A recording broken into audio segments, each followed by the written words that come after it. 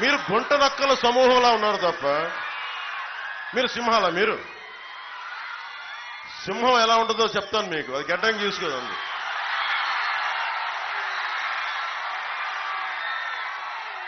సింహమే మీతో పోరాడింది. అంటే గుంట నక్కలు, హైనాలు, తోడేళ్లు ఎన్ని వచ్చినా మేము సింగిల్ గా వస్తా ఉంటే, బాబు సజ్జల రామకృష్ణారెడ్డి నీకు నా సంగతి తెలియదు. నీకు నేను ప్రతిరోజు జగన్ కూడా చెప్తున్నా,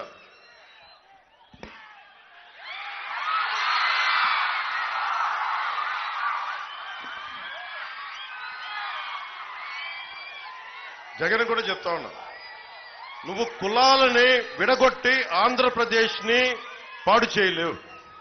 నువ్వు కులాలు విడగొట్టే కొద్దీ నేను కులాలని ఏకం చేస్తాను.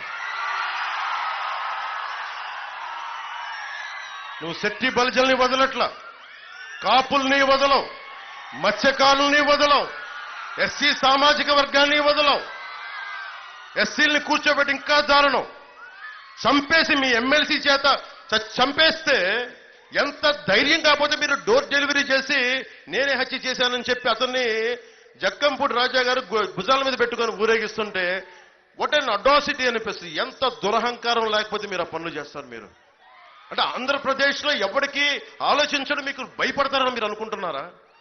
బ్లేడు బ్యాచ్లను పెట్టుకొని మీరు రాజ్యాలని, మీరు ప్రజల్ని నియంత్రణ చేద్దాం అనుకుంటున్నారా? సజ్జల రామకృష్ణారెడ్డి గారు మీకు ఒకటే చెప్తున్నా, మీరు పులివెందల నుంచి వచ్చారు, లోపల ఈ అరాచకాలు చేసే మీరు ఆ ఫ్యాక్షన్ మైండ్ సెట్ నుంచి వచ్చారు నాకు తెలియదు. ఒక విప్లవకారుడు పాలిటిక్స్ చేస్తే మీకు ఎలా ఉంటుందో తెలియజేస్తాను, గుర్తుపెట్టుకోండి. మీకు నా సంగతి తెలియదు. ప్రతిరోజు పొద్దున్న లేస్తే సాయంత్రం ఇంటికి వెళ్తే ఇంటికి వెళ్ళినట్టు అంతే. ఎందుకు చేస్తున్నాను ఈ సరదా? కోట్లు సంపాదించగలను, సంపాదించాను. కానీ ఈ నేల కోసం నిలబడే మనుషులు కావాలి. అల్లూరు సీతారామరాజు గారు ఉన్నారండి? కాదు.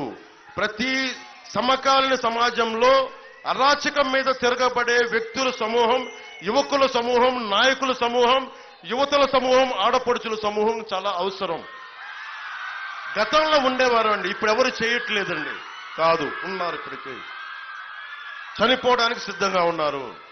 అలాంటి చాలా మంది ఉంటే ఇంకా దేశం నిలబడి ఉంది. అందుకు అతను ప్రధానమంత్రి మోదీ అయ్యారు. వాళ్ళని ప్రేరణగా తీసుకొని మేమందరం చాలా మంది ఉన్నాం.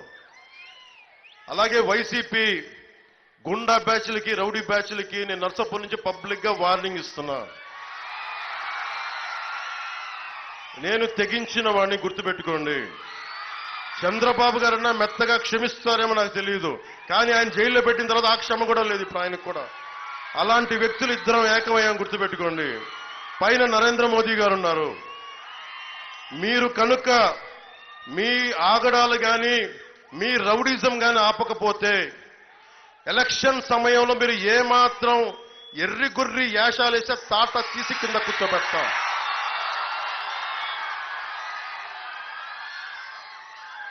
అలాగే నా మీద సామాజిక మాధ్యమాల్లో కానీ వైసీపీకి అనుకూలందరూ రెచ్చిపోయి పిచ్చి పిచ్చి వాగుళ్ళు వాగితే మర్చిపోయే వ్యక్తిని కాదు, అది కూడా గుర్తుపెట్టుకోండి. సజ్జల రామకృష్ణారెడ్డి గారు ఒకటే చెప్తున్నా, మా అన్న చిరంజీవి గారి జోలికి రాకు నువ్వు. అజాత శత్రువు ఆయన కాంగ్రెస్ లో ఉంటారో, ఇంకో పార్టీకి ఇస్తారో, వైసీపీకి మద్దతు ఇస్తారో. మీకు వైసీపీకి మద్దతు ఇచ్చిన రోజున నేను ఒక్క మాట మాట్లాడాల, గుర్తుపెట్టుకోండి. సొంత తమ్ముని నేను ఒక్క మాట మాట్లాడాల. 3 రాజధానీలు పాపం మంచిదే అని ఆయన మీరు ఒప్పిస్తే ఆయన పాపం దానికి అనుకూలంగా మాట్లాడారు. ఆ రోజు నేను ఒక్క మాట మాట్లాడాల. రక్తం పంచుకు పుట్టిన తమ్ముడు నేను. అంత అర్థం చేసుకున్న వ్యక్తిని ఈ రోజున ఆయన కూటమికి మద్దతు ఇచ్చారు లేదా అది నేను ఇంకా చూడల స్టేట్మెంట్. కానీ సజ్జల రామకృష్ణారెడ్డి గారి స్టేట్మెంట్ నా దృష్టికి వచ్చింది. సజ్జల రామకృష్ణారెడ్డి గారు, మా అందరి ట్యాక్స్ రూపంలో నువ్వు డబ్బులు తింటూ, ఈ మధ్యన కేంద్ర ఎన్నికల సంఘం కూడా చెప్పింది మీరు పార్టీలకి మాట్లాడకూడదని.